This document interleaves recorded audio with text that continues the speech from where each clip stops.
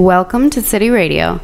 We are pleased to be with you with Radio on Fire. My name is Molly Hoops, and I am here with Tim Mercer, co-host, and Cortez Elliott, and Hassan Giordano. Hassan and Tim recently had unsuccessful campaigns in the city for Clerk of the Circuit Court and the 40th District Delegate, respectively. Cortez leads the Alumni Marketing Network and is helping to produce the show. Today we're going to talk about Baltimore City issues and solutions, particularly with respect to the recent elections now done. Here's Tim Mercer. Thank you, Molly. On behalf of all those persons who did choose to participate and vote, I want to thank you. I want to thank you for your participation. I want to thank you for taking an initiative in your community and taking a position. You are to be commended for that effort. What we want to do this evening is move forward, which is this our third show, and we want to move forward with discussing the pertinent issues in the community, but we're going to give you some kind of idea of what we want to do moving forward, and we're going to have Mr. Hassan elaborate on what his perception is post-election, and I will also elaborate on my perception post-election. And we also want to take this opportunity to congratulate every winner in the election, because I know how diligent you worked, and I know it wasn't cheap. And I pray that God bless you to uplift the community and do your best for the time of your term. Thank you. Mr. Hassan, sir. Hey, good afternoon. So I'm Hassan Giordano, aka Mr. Politics. It's definitely a pleasure joining you here tonight. Talk about my favorite thing, which is politics. It was definitely an interesting election year, and I do want to say to all the voters, thank you again, as Tim said, for coming out, doing your due diligence. As we saw in Baltimore City's elections, unfortunately, not enough people showed up, and even really across the state, but especially in the city. We did not have a good turnout during this primary election season. I thought it would be, and others had thought it was going to be really rejuvenated because of so many close contested Senate races, which usually drive it. But when you had a very lackluster gubernatorial contest with the Democratic candidates, it led to low turnout. So hopefully we'll have a bigger turnout this November, and I'm excited about talking about the races. Thank you, Mr. Hassan. So this November, we're going to have to figure out what's going on then. Mr. Politics would know definitely. I want to let Cortez Elliott introduce himself and introduce AMN Global real quick. Obviously, this is a new show, so Cortez, please let us in. Yeah, well, thank you for everyone that's watching in and around the Baltimore area. I'm Cortez Elliott. I'm the founder of AMN Global, that's Alumni Marketing Network. We're an event planning company as well as small business consultant for performance and visual artists, as well as nonprofit. Just want to take this time just to give you guys an introduction of what our show will consist of over the period of the next few weeks. This show airs bi-weekly on the RadioOnFire platform. You can catch us at 6 to 7 p.m. streaming live, definitely on www.radioonfire.com. I also like to make this platform more engaging for those of you who've been following our initiatives across the city, from community outreach to voter registration to open mic, to most of the things that we're involved in. So thank you and much appreciation for your support. Thank you, Mr. Cortez. Towards that end, our objective moving forward is to bring you specific issues using critical thinking and making sure that everything we predicate is truth. We want to bring you truth, and we're going to bring you truth having looked at it critically. And you will bear witness to that, because this is the platform we want to set up to be successful later on down the road, so that you can do your due diligence on us and know that what we are going to speak on from bi-weekly rather, will be straight up truth, no cuts. All right, so just to get into some questions then, to the candidates. Can you tell us a little bit about how you wound up running for the position that you ran for? How it feels now? what your expectations were and what you're hopeful for.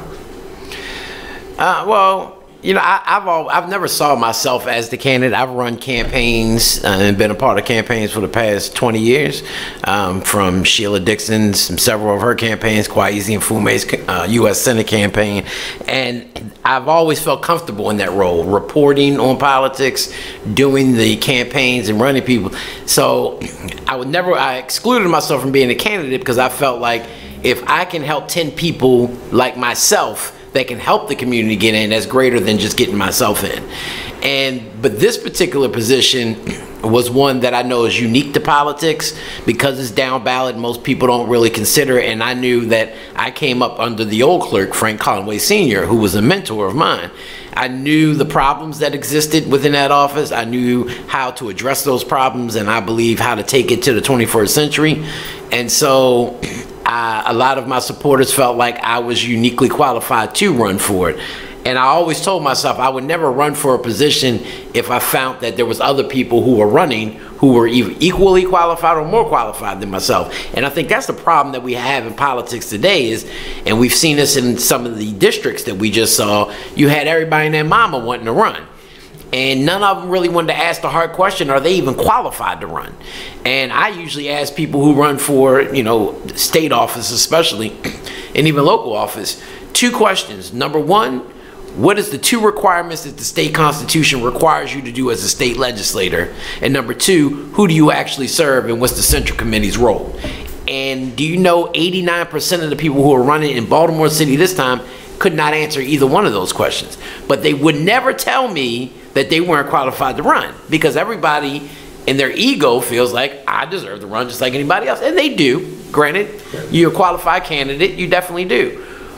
But look what it led to places like the 41st District, a majority African-American district, almost 67%, and yet we get 2 Jewish representatives as our state delegates, which has Clarence Blount, the former political boss and senator from over there, rolling around in his grave right now. So it's a good thing to be able to have a democracy that's a lot of participation, but it also can be a bad thing and detrimental to the voters because you got people who are elected with 12% of the vote and that are now a state delegate representing. I mean, there's nobody of the newly elected delegates in all the 6 legislative districts in Baltimore City, none of them but one got more than 20% of the vote. None of them.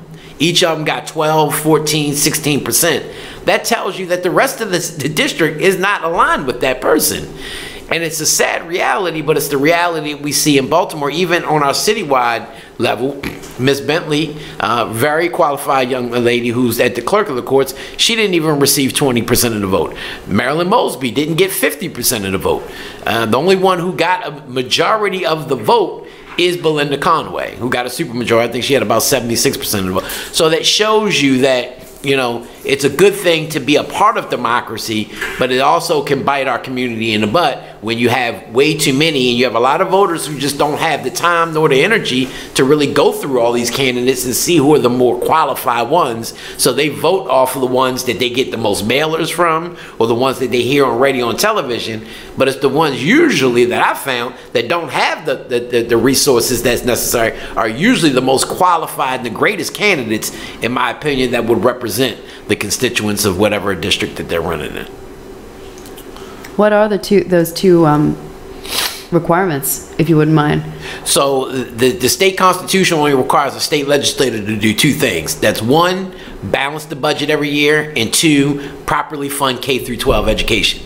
Everything else is a added bonus. They have to go into session 90 days out of the year, which is the 3 months that we go into session from January to April. But those are the only 2 requirements that they actually have as a state legislator. All that other added stuff, that's just bonuses. But most of them don't know what the budget requirements are. I can guarantee you, I know 2/3 of the state legislators right now who don't even know how to read or write legislation, which is a problem because that's what you get paid to do. and none of them understand what the state constitution actually means. Even the city charter, which is basically the constitution for Baltimore City, most people don't understand, including the legislators, what's in the city charter and how they can change the city charter. So those are the two governing documents, and those are the two requirements for any state legislator who's wanting to run for office. Most of them don't know it. And that you think negatively affects the situation? I think in an overall sense, yes. You should know, if I'm getting a doctor to work on me, I want the most qualified doctor that's going to work on me, right? I don't want somebody who just became a doctor online real quick and didn't really study what they're actually, you know, trained to do. And so I would think as a legislator, if you want to represent these people, then you should have enough due diligence to not just run for the office and throw your name in a hat and hope you win, but to actually really not only just put the work in community related wise, but also understand the job that in the role that you're about to serve, that if you do get elected, you now have to go to Annapolis and play with the big boys, Mike Miller and Mike Bush. Know that process, know what a committee chairman is, know that committee process, how many votes it needs to pass a bill, you know, or supermajority in whatever chamber you're running for. And a lot of them just didn't. And I found that really interesting, because most people don't understand the difference between state and city local legislators, right? When we go to debates, people were asking state legislators who want to be about city issues, you know, trash, all that stuff. That's a city fine. You want to be a city rep, then run for city council. But if you're running for state representative, understand that your role more than not is to pass laws. It's not to clean up trash. That's the city councilman's job. Now, you can help them, you know, if somebody comes to you and say, well, let me transfer you to your council person or be a part of that community. But your job is to pass legislation and to be a state representative for that district. And you should know what your job entails, at least in my opinion. You ran for Mr. Hassan? Clerk of the circuit courts. Clerk of the circuit court. Okay, yes, sir. I got you. I wasn't familiar with what you ran for exactly. But I agree with you. But what I want to say is this here, even though the numbers are always low in Baltimore City, the participating few in a capitalist society will always prevail. It don't matter if it's 8%, 7%, 10%. If you are part of the participating few, then you got power. That's our problem. We have a tendency to understand that 20% of us 17, 12 participates, and all they do is vote the same way. And they put tickets together the same way. But 80% of us who don't know about putting tickets together, who choose not to even show up on off year's election for the most part to vote, because they don't go no higher than 17, 20 on regular elections. When the presidential election is a lot, they might get up to 24. But the 80% who don't even come out to vote has to be held accountable. We cannot get upset with 12% of people who galvanize their power in a way to control. That's sensible, you know, and that's what we have manifested in sector, because they are all carved into their indigenous understanding on who they want to support, on what neighborhood you might be from. I was in debates. I heard no one articulate policies and issues but myself. And policies and issues are exactly what it'll come down to when it comes to making a profound difference. But articulating policies and issues didn't resonate with the voters in my community, in the 40th Legislative District. They were more concerned with namesake and status quo. And that's fair. I don't have anything against it, because the 12% who voted for them do the same thing every 4 years, every 2 years. But my problem is with the 80% who don't do anything. They need to wake up, smell the coffee, and take a position in their community. About that. Well, I think this is a good time for me to chime in. And part of what I want to use this platform for is to help raise awareness of the importance of voting. And from my understanding of the State Democratic Central Committee, these are the people who are in charge to help mobilize voters. So I'm calling all of you new elected officials in and around Baltimore to come and work with people who are out here on the grassroots level, so we can help raise awareness for these type of causes. That's a good one. Absolutely. And it's interesting, too, you say that with the Central Committee is 2/3 are newly elected members of that Central Committee. So you're going to have a brand new Central Committee for the most part. You got 42 members of the Central Committee citywide. And you're going to have a lot of, there's a lot of new faces, there's a lot of young blood energy that's going in. But I also caution them to understand the rules and regulations that govern it. Because right now, what happened was the chairman was ousted. Sherrod Barnes, who was the longtime chairman of the Central Committee, he didn't get back in. And while I was very supportive of the young, progressive, energized new blood, they got to understand that things don't just change overnight. Just because you get elected and you get on this body and we got maybe a majority or close to it, you got to also understand Robert's rules and what it takes to be able to kind of play those politics that they're going to play in order to get those things done. You can't just sit at the table and say, I'm here now, we're going to change some stuff. Because somebody like me, a seasoned veteran, is going to say, oh, really? Well, I'll make sure I'm going to count my votes. And if it goes against my interests, I'm going to make sure you don't even come close to it. And the reason why I can do that is because there's a little thing that's called rules and regulations that you don't know that I've mastered. And they have to understand that. And I think without Sherrod being there or some kind of seasoned kind of leadership to show them, okay, this may work, but this is how you got to get it done.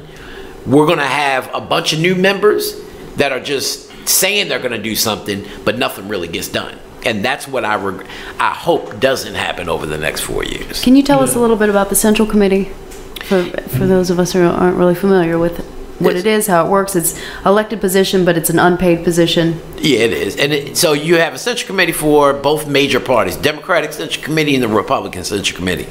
Now, Baltimore, obviously, Republican Central Committee is there, and they still serve their role, but it's basically obsolete because Republicans just don't exist in this town. And it's the sad part of that is after the Democratic primary, the general election doesn't matter because there is not enough interest for Democrats to vote outside of their party, which is a sad reality, especially when you have independents and third parties who have good candidates. But they'll never win in this town, at least right now, not with this mindset. And as Tim said, if 80% ain't showing up for their own kind, you know they ain't gonna show up for somebody else's, right? So that's just where it is. Now, Democratic and Central Committee and even Republican Central Committee members, their charge, their elected charge is to be the grassroots troops or the soldiers for their party. So they carry the water, the legwork, and they do everything for the party. Their whole mission is in their district. They are to meet on a regular basis. Their major function that most people look at is they fill vacancies. So when a delegate or a senator dies or retires, or one might happen to have to resign because of sexual harassment allegations coming soon, Kurt Anderson, then it's their job to then step in and fill that void. And so if a legislator does resign, it's up to the Central Committee to then come up with 4 votes out of the 7 to be able to send that recommendation to the governor, and it's the governor's job to then appoint the actual replacement legislator. And if they can't, then they'll come up with several names and then send that to the governor like they did in the 41st district. And then the governor has a choice between, but the governor no longer can choose whoever. He has to choose somebody from that party, and he has to choose one of the names that are sent to him by the Central Committee. Or if it's one name, he has to appoint that one name. So is that the same process that manifested itself when our current mayor, Pugh, moved from state senate, and Miss Barbara Robertson moved up, and Nick Mosby became a delegate after he dropped out of the mayor's race? Yep, and they played the politics with it. So what you saw was, so Catherine became mayor, then that put a vacancy with the Senate. So Barbara Robinson and Antonio Hayes went up for the position.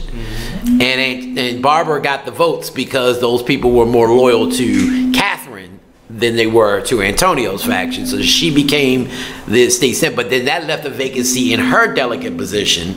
And then that was an infight on who was going to become the next delegate. And Nick Mosby knew how to count to 4 better than anybody else. So, well, I agree. You know, and that's all it is. Because that doesn't mean you're the most qualified candidate. That just means you have enough interest on that central committee that you didn't either bought them off, they're friends of yours, or you have some other interest that you count the for. Or, I like that last statement of yours, some other interest. Towards the end, I withdraw from running for mayor and you'll show me this. That's also a possibility. Some other interest, possibly. You right. know. But that surprised me. I didn't think he was going to get that seat. I really did. That came out of I seen it as writing on the wall. But I wanted a couple of things you said. I kept on. You say there's no Republicans involved. They're awesome. They're just neutered. That's right. You know. Yeah. Towards that end. But another thing you said earlier, you said that the Jewish candidates always win in the 41st. And not only in the 41st, but I think in the 7th councilmanic district also. 5th. It's the 5th. Right. Okay. It's the 5th, the lowest 6th. Okay. And the reason for that is? They have a block of voters that come out loyally, faithfully. Look at the numbers in the 41st. Is that the, right? Yeah, that's the 41st. 41st district, the upper part of Park Heights. That's above Beverly up to Slade Avenue. Okay. Now, if you look at the numbers, now, Sandy Rosenberg has always been their representative. But then they realized, hold on, we don't have to just accept one. We can have multiple ones. So Delia Attar was their young, fresh leader that they sold as their person that's so progressive, this 25-year-old that we're going to get in. City council? No, she was a delegate. Yeah. Now, Yitzi was first in the city council. That was 2 years ago. Yitzi they came out for him real heavy. Yeah. And what they did, they found out is a lot of those Jewish voters are Republicans. But what they did was they turned over and became Democrats solely for the purpose of voting in the primary to make sure that their candidate got in. And if you saw during early voting or whatever, they marched to them polls, they voted for their person, and they got up out of there. They didn't care about no other candidate. They could have voted for other delegates, senators, whatever. They didn't care about that. Some of them did. They voted the whole thing. But a lot of them just went in there and voted who they were told to vote for. They had a block. And if you look at the votes, Sandy and Delia almost got exactly the same number of votes. That was almost 2,500 votes more than every other delegate, that possible delegate in the race. That was their block. So they knew going in, we have 2,500 votes that we know are going to come out for us. And when you have 11 other people in the race, it's almost impossible to be able to come up with that type, make up that amount of ground with a base. Right, exactly. Right, and just to touch on that, I was surprised to see some of the early voting numbers, and most of the candidates in these districts, you know, had a large amount of voters come out for early voting. Yeah, and I think that's what took them over the hill. Oh, absolutely, and that's good. I don't have anything against early voters voting early, and I don't have anything against any voter voting on election day, because that's a godsend. But what I find to be amazing is how other communities can galvanize their vote, organize their money, and win repeatedly in a majority black registered community. Something has to change with the way we work with each other towards becoming politically empowered, because right now, from the last 2 elections for the city council, in the 5th district, in the state legislature in the 41st district, it's appalling. We are out of power as a black community. Well, I'm different. I got a problem with early voting. To me, that's where they rob people. That's where they steal the election. We caught them in 2016, and we sued them. It was the first time they ever decertified an election result because they got caught with their hands in the cookie jar. They knew they got caught stealing, and yet the Board of Elections couldn't do anything, and the judge ended up throwing it out due to a technicality. But even the judge said in 2016, you got him dead to rights. And that was when we sued him, when we brought Voice, which is Voters Organized for City Elections, and brought that forward and caught him. It was over 1,600 different versions of voting irregularities. You got to elaborate a little further on that. How exactly were they caught in the perpetration of fraud?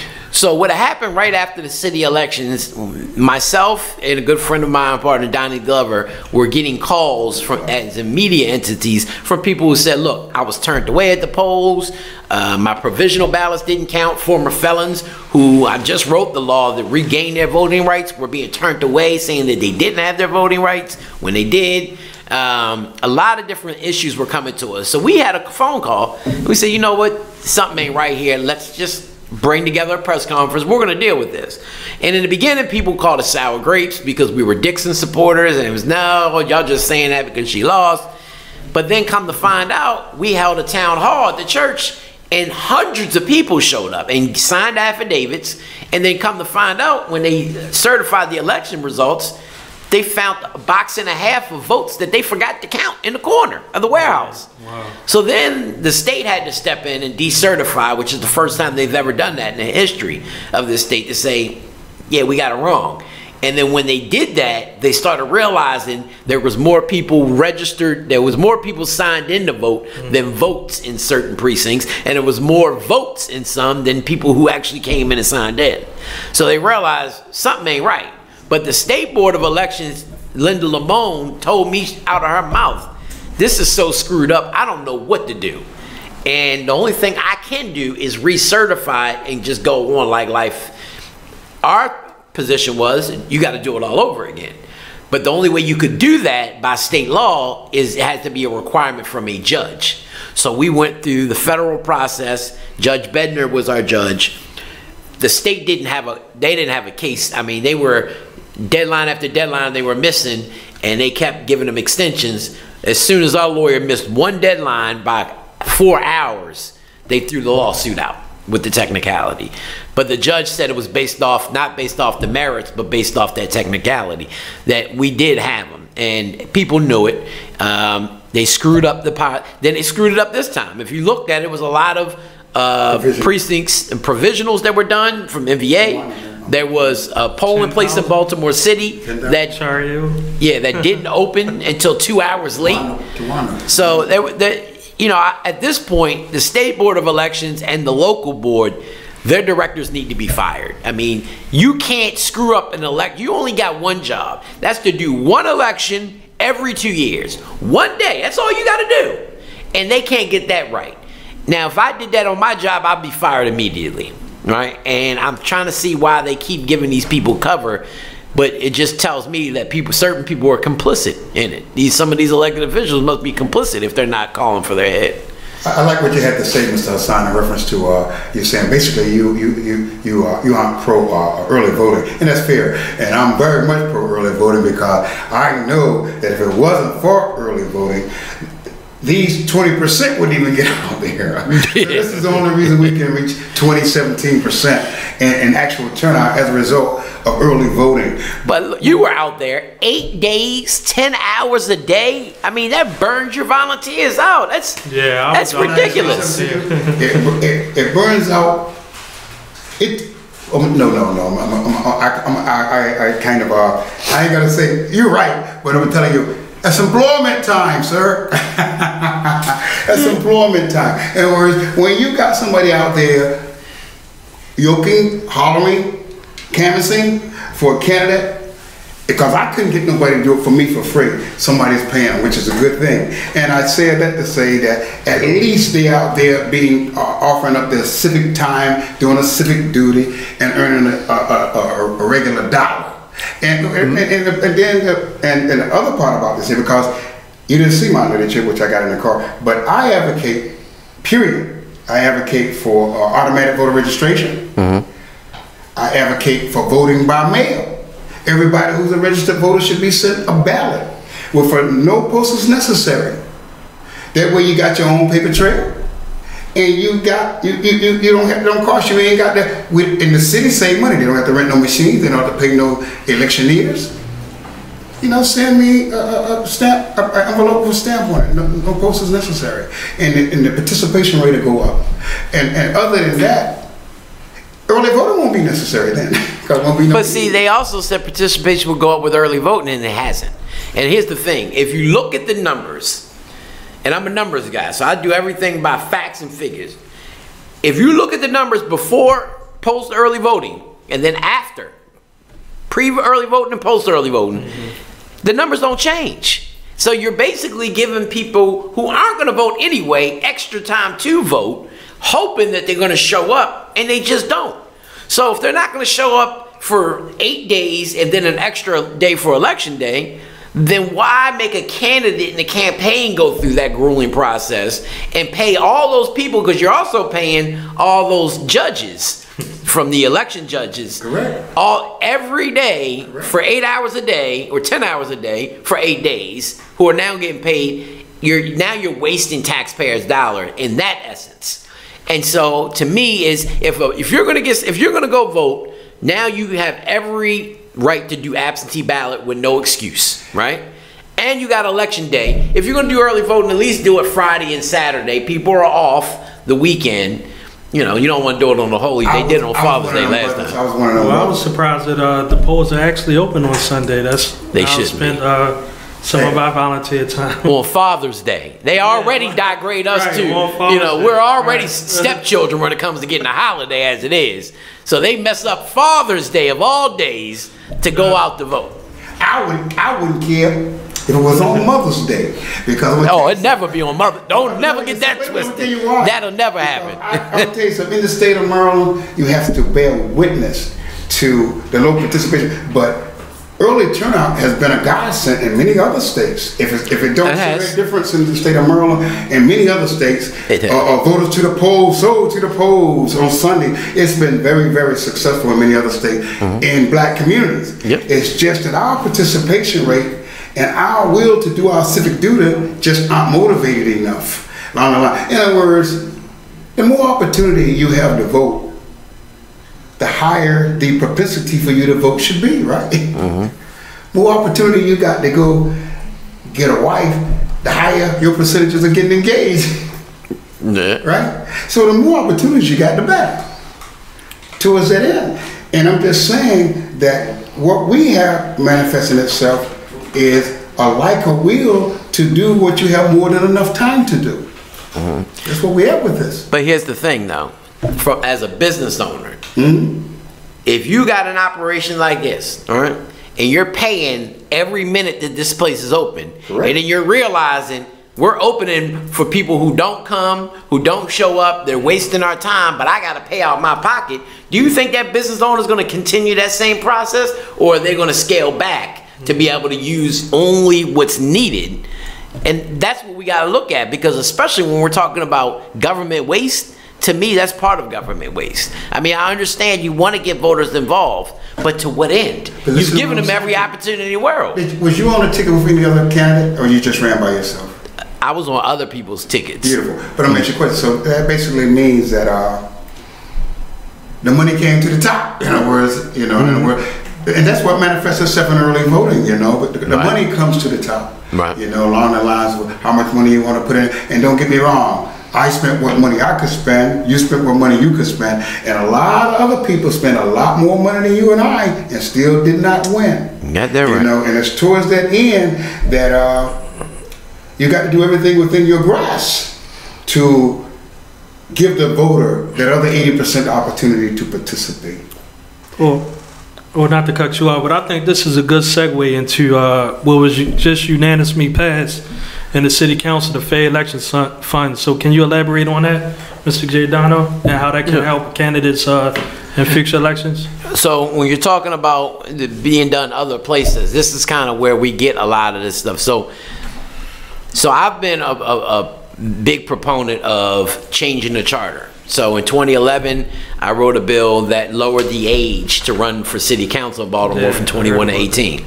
That was a charter amendment passed through the City Council, and then the voters of the Baltimore, more than 80% approved that. The very next year, it got independents and third-party voters appointed to boards and commissions. That passed the council and then went to the voters as well. This year, I looked at other jurisdictions around not only the state of Maryland, but around the country, Montgomery County, other places, that basically do campaign finance reform.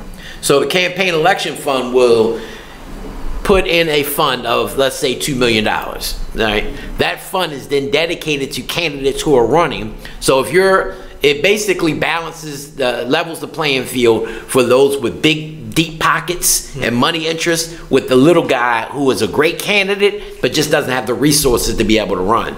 If that little guy can raise 20, let's just say hypothetically, because we still got to do the details of once the bill passes. 20 or let's say 50 donations of $20. That means that you have enough interest in your district that now the city will then put in matching funds. So for every dollar, you get $5. So in other words, you'll basically be getting, for a city council, I think the level is up to about 50,000. So you raise 25,000, the city gives you $50,000. And so it's a one-for-one matching when you're running on a higher level, like city council president or mayor. But if you choose to do this, and we saw governors do it in Maryland, because they're the only ones who can do it in Maryland currently, is the governor's race. Heather Mazur did it last time. Hogan did it initially in the primaries, but didn't choose to do it in, I think, the general election.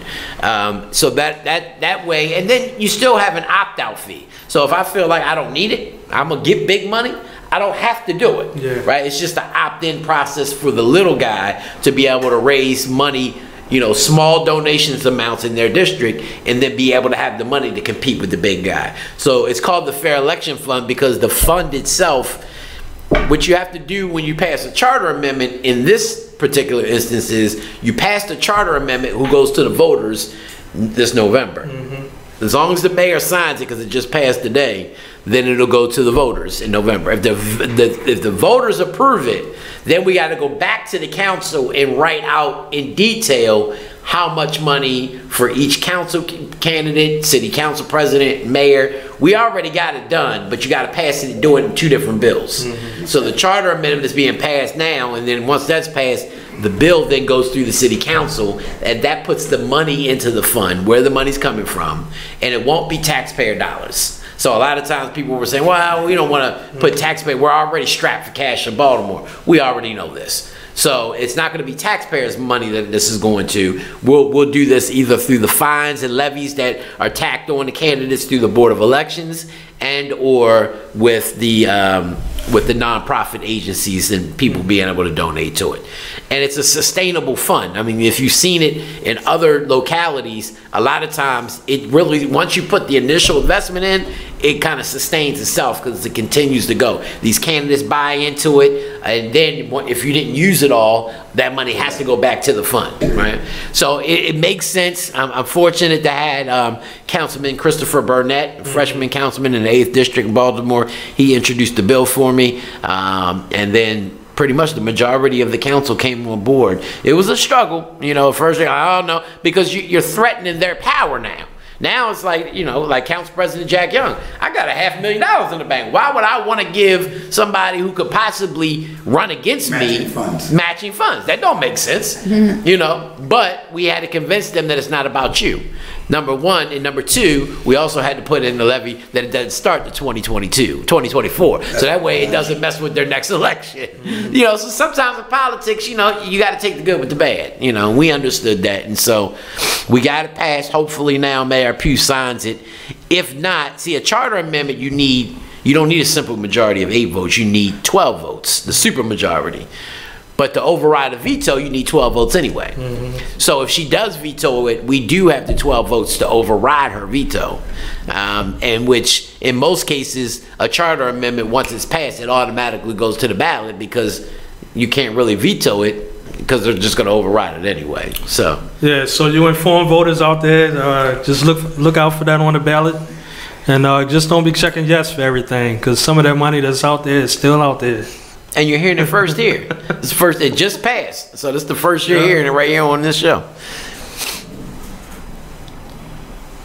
Yeah, you want to lead us on? How'd you go about introducing that to the city council? Yeah, just getting the council, you know, from even the voting rights bill we did in 2007, voting rights for former felons. You know, you just have to, I write the bill and know where it's going to go in the committee. You just got to find the right legislator to introduce it. So You know, like in the voting rights bill, we knew it was going to go to Ways and Means. So we changed it. We used to have, for years, we had Salima Marriott was our sponsor in the House and Dolores Kelly in the Senate. But it wouldn't go nowhere because they were labeled the radical blacks in both chambers. So I looked at it and was like, well, if it's not going to go anywhere in the past 5 years, we know it ain't going to go nowhere now.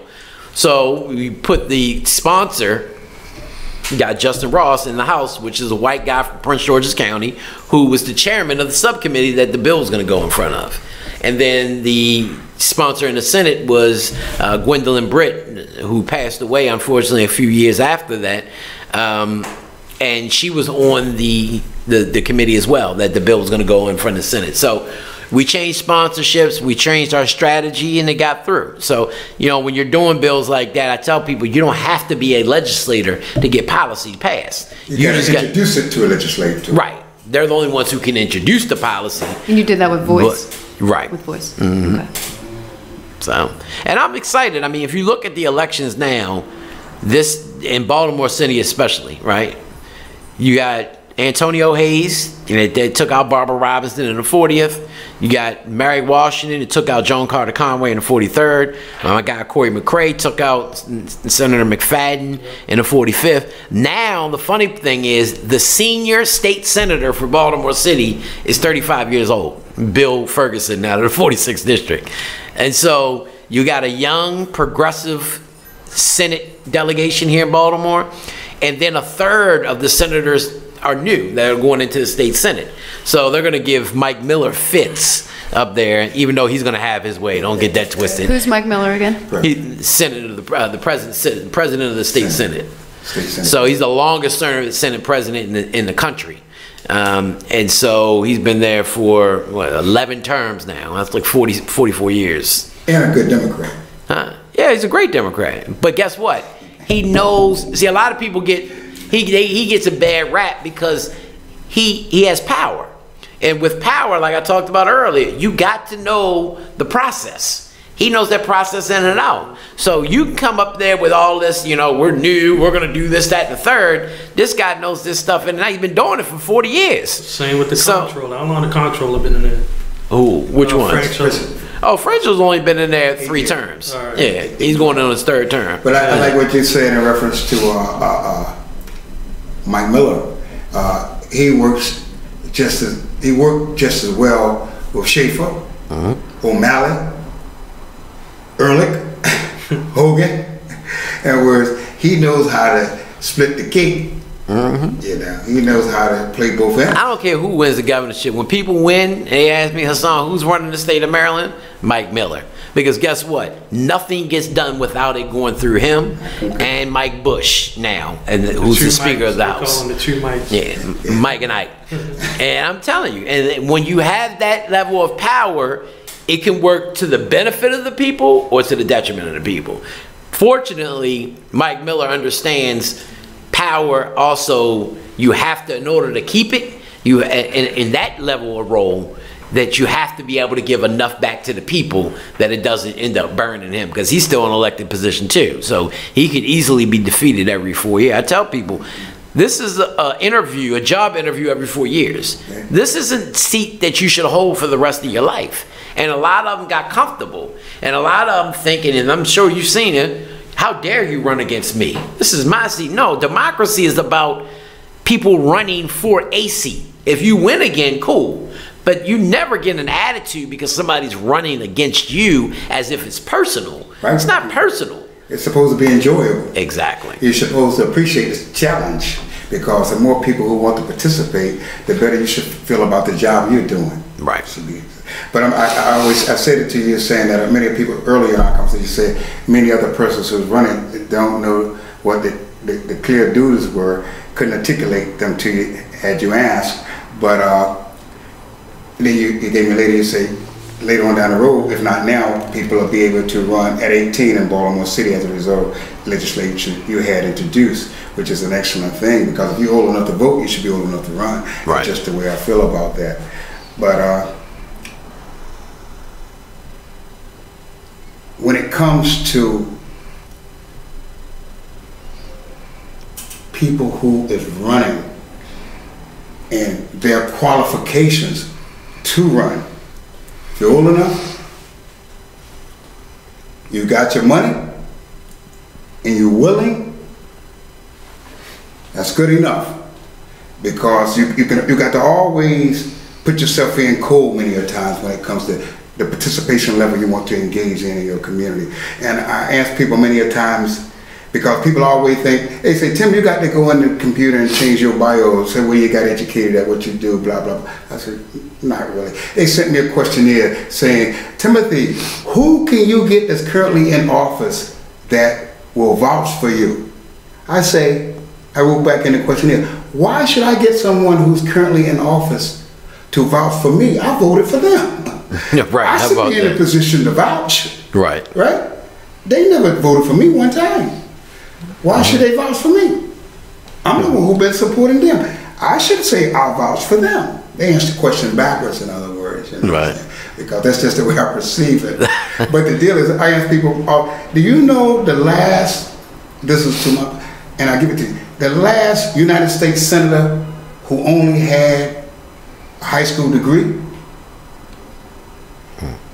Paul Simon out of the great state of Illinois. He only had a high school degree. He was a United States Senator. So the prerequisite to even ascend to a United States Senator don't go no further than media education, you know. Abraham Lincoln probably had less. Look at Donald Trump. I mean, that goes to show you right there. Well, I guess while we got everyone's attention on politics, I just want to take the time to invite the viewing audience out to a skills training. We'll be showing people how to use ballot initiatives and to change the way legal experts create policy. That'll be at the Impact Hub on July the 24th at 7 p.m. So make sure you come out and learn these good skills and practice. What's the Impact Hub? The Impact Hub is right below Charles North on North Avenue. So I'll share some information on the Facebook page. You can join a group at AMN Global. All good. I think we should be taking a break soon. I'm not sure exactly what time it is. You know, I just realized we were being videotaped. Yeah, we're live. We all got my good side. Are we gonna go straight through or what though? We got about 35, 40 minutes. We're going to learn how to read and write legislation right now. You guys, we're going to learn it right here, right now.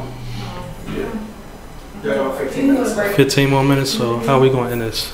We'll take a break, come back in. Thank you, Radio on Fire. All right.